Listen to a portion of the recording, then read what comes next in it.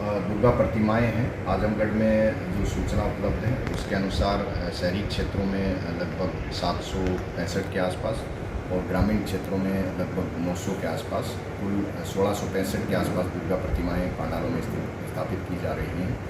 इसके अलावा शहरी क्षेत्रों में लगभग 50 जगहों पे और ग्रामीण क्षेत्रों में लगभग 140, पूरे जनपद में कुल 190 जगहों पे रामलीला मंचन की जानकारी है। इसके अलावा दशहरा और दीपावली जैसे कई त्यौहार इस बीच रहेंगे। इन सभी त्योहारों को सकुशल संपन्न कराने के लिए आयोजक और जो जनपद के सभी समुदायों के जो गणमान्य संभ्रांत लोग हैं उनके साथ पीस कमेटी की मीटिंग पुलिस और प्रशासन द्वारा कर ली गई है।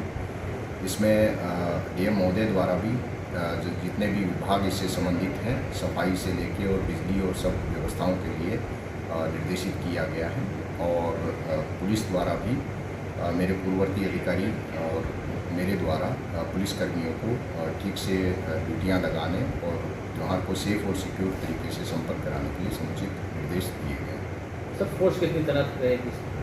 इसमें यथासंभव जो पंडाल हैं वहाँ पे फोर्स पुलिसकर्मी या होमगार्ड या पीआरडी नियुक्त किए जाएंगे और इसके अलावा जो आयोजक हैं उनकी दुर्गा पंडाल सुरक्षा समितियां और रामलीला मंचन सुरक्षा समितियां जो है आसपास के लोग और आयोजकों और बीट कांस्टेबल चौकीदार इनको मिला के गठित की गई हैं ताकि एक सामूहिक जिम्मेदारी के तहत हम इस त्यौहार को सेफ और सिक्योर तरीके से संपन्न करा सकें।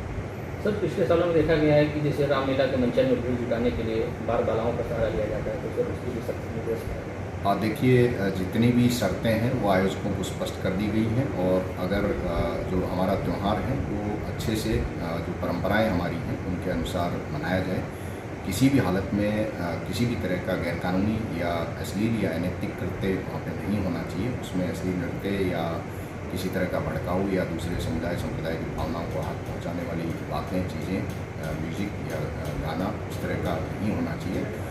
इस तरह का जो आचरण जो आयोजन समितियां करेंगी उनके विरुद्ध न केवल सख्त कार्रवाई सुनिश्चित करी जाएगी बल्कि आगे के लिए भी उनको सूचीबद्ध किया जाएगा ताकि इस तरह की अनैतिक चीज़ें समाज में कोई ना फैलाए। तो डीजे के लिए तो जो कोर्ट की गाइडलाइन उसी हिसाब से रहेगा? डीजे के लिए जो माननीय सुप्रीम कोर्ट की गाइडलाइंस हैं उनका पालन कराया जाएगा। इसके अलावा डीजे के जो डीजे स्वामी हैं उनके साथ भी मीटिंग की गई है और आयोजकों और डीजे स्वामियों को बताया गया है कि किसी भी दशा में डीजे का इस तरह से उपयोग ना किया जाए कि वो सेफ्टी से कॉम्प्रोमाइज़ करे।